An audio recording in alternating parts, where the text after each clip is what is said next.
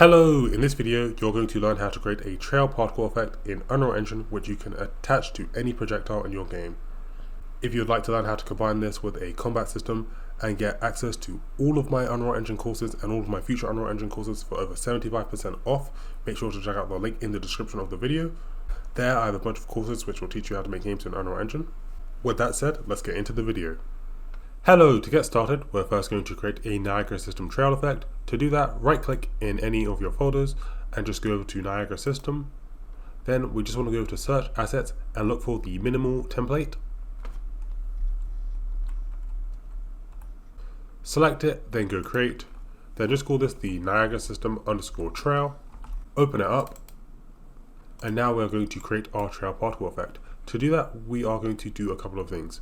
First, just select the sprite renderer and delete it, and instead just go add and look for a ribbon renderer. Then go over to particle spawn and look for velocity. This one, add velocity. Give this a velocity of something like 100.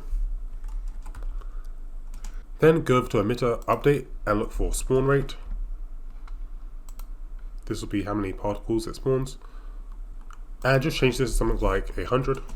Then just go over to initialize particle and go over to ribbon width and make it direct set and change this to something like 3. This will be the thickness of our particle.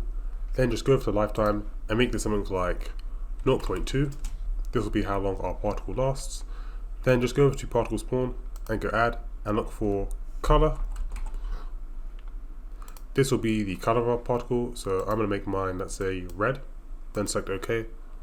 Save this, close this, and now I just drag this in. Now if you just drag this particle into your level and move it around, you'll have this red trail particle effect. And you can easily add this to any projectile in your game and it'll have a trail particle effect. For example, I have this bow and arrow system and I've just added the trail particle effect to my arrow. You can just add the trail particle effect to any projectile or moving actor. So for example, I could also add it to my third person character. I can just go add, look for system.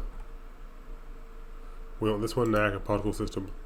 I can look for the trail. And now when I move, I'll have this trail effect. And if you'd like to learn how to implement this with a combat system which has archery, multiple different weapons, boss fights, enemy AI, and much more, make sure to check out my Souls-like melee combat system course. You can get it together combined with all of my other courses for over 75% off. There'll be a link to that in the description of the video. If you enjoyed, make sure to like and subscribe, and I'll see you guys in the next one.